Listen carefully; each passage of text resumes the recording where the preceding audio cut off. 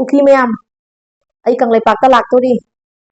इमा लेपाक सना लेपाक मणिपुर इरमदमदा लाक्तोरी कुकी मैम लाइबा तांग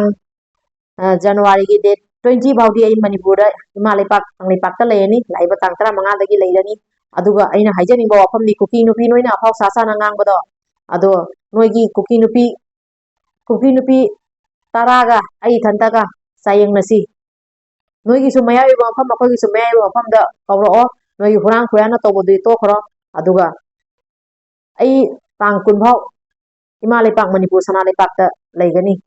नोइना सम फोइबा ngamai फोइरो अखोइना फोइबा ngame फोइरे अखोइना हातपा ngame नोंदा हात नोइदा हातले नोइना ngame आई हातलो आई तांग कुनभाव इमा लेपाक इरमदम मणिपुर दा लेगनी कुकी नुपी नोइदनी ना हाइसे तारी मोम चैनल से येंगिरिबा मयाम पुनमकु इकाय खुनजरी मसे मुका मयाम योफमदा वफम पुना थमजगैना वीडियो मा पुरा लाय Chenab मयाम करिगुंबा ngasi aigi video sina ahamba phangna taragadi channel sibu subscribe tobiramu notification su press tobiu mathang video muka phangna ba tudi chinaw mayam video se haurasi nungsiriba chinaw mayam ai laiba tang 35 January 2024 da ima lebak manipur sana lepak tang lepak ta ai lakpagi khudong saba ma phangjare aduna ai laiba tang 35 nithau kaba numita कंगलेपाकता लाकनी थुंगनी इचनाव ma'am assume नुंगाई जाय फना अखोय ma'am नुंगाई जाय फना लेमिनसी कंगलेपाकता हुजी थोइबा थौदोक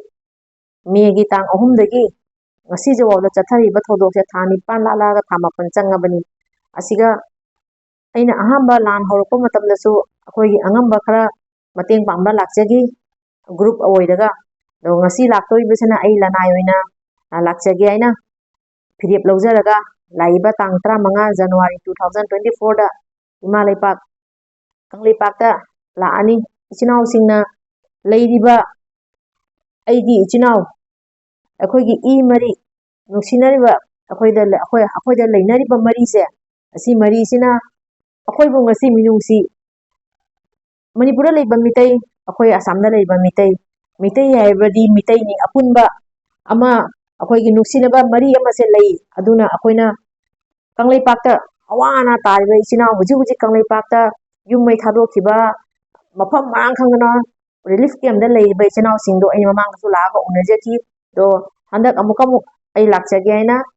तांग 35 दा लानी अदुगी ticket लौजरे अदुना इचनाव ma'am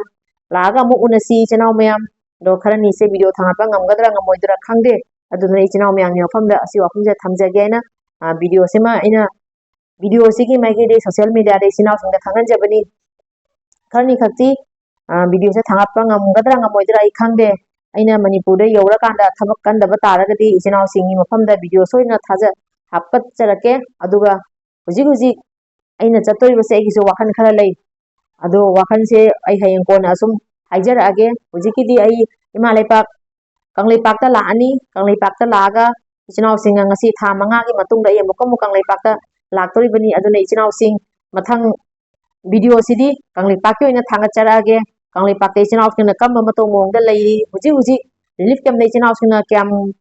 वाना इमा सिंगना अंगांग सिंगना लेरी मयाम सु लोय उरमनी अदो हक्थिंगना अमकम चटलागा इचनाव सिंगा इमा सिंगा वरी वताई खरा सानजरगा इमा सिंगी इनाव सिंगी इचा सिंगी अवाबा सिंगसे करिनो हाइबसे आइसु खतंग सरु यामिनबा चचरुगिगे अदुगा लोइना ना अखोइगी लेरिबा इचनाव मयाम से असि मैम सिगा उनजबगी खुदोंग साबा लौजगे आइना आई असि फिरेप से लौजबनी अदो इचनाव मैम कंगलेपाक ता लागा कंगलेपाक की video ngata oina khani makha ta video se Kangleipak की video ina haba agya ba इचनाव मैम वीडियो दे yam sangna haira roige makha ta video ada sum jawraga uras engminarasi ima lepak na yai khare Kangleipak na yai khare leiriba akhoi che akhoi mitai इचनाव ma'am punamak na yai khare aina Kangleipak ता lak हंदक लाक्तोरी बसे आई इसा गोइना लानाय गोइना लाक्चबनी अदुगा कंगलेपाकतगी एखोइगी इनाव अमनसु याम लोसीना आइगोंदा कौबिरपदगी आई असिजे चटके आइना थोकचरकपनी अदुगा लोइना ना हुजी इमा लेपाकतसु तौरिबा इरांगसे इचिनाव सिंगा हाक्थेंगना उनरगा इचिनाव सिंगी अवाबा इमा सिंगी अवाबा इचा सिंगी अवाबा सरुग या मेनजगे आइना ꯑꯩꯅ ꯊꯣꯛꯆꯔꯛꯄꯅꯤ ꯑꯗꯨꯒ ꯃꯩꯔꯥ ꯁꯪꯗ ꯂꯦꯛꯏꯕ ꯏꯃꯥꯁꯤꯡꯕꯨꯁꯨ ꯍꯥꯏꯅꯤꯡꯉꯥꯏꯇꯅ ꯊꯥꯒꯠꯆꯔꯤ ꯈꯨꯟꯉꯥꯏꯕ ꯏꯕꯨꯡ ꯏꯄꯥꯕꯨꯁꯨ ꯍꯥꯏꯅꯤꯡꯉꯥꯏꯇꯅ ꯊꯥꯒꯠꯆꯔꯤ ꯑꯔꯥꯝꯕꯥꯏ ꯂꯩꯔꯤꯕ ꯏꯆꯤꯟ ꯏꯅꯥꯎ ibung ipa mayam punamakpusu haningaita thagachari aduga leiriba akhoi mitai ichinau mayam punamakpusu thagachari ngasigidi loisanjarage ichinau mayam aigi video siga wahi wata yengiba wahi se ngangbada khara kai giba yauragasu ichinau sena kiyum khangdaba nanau ni nachi ni nachani khalaga ngapyu ngasigidi matang se loisanjarage mathang video di amuka kanglai paki oina thangacharage thabak kallagadi thangatpase ai halaaga thangatpa yai karigumba ina matam phangba taragadi numidang gumba karigumbada ina matam phangba taragadi makhata video do asum mayam da hapcharake ibudo pakhang mana yai phare leiba khoi mitai ichinau mayam pura magna yai phare ichinau sing loisalage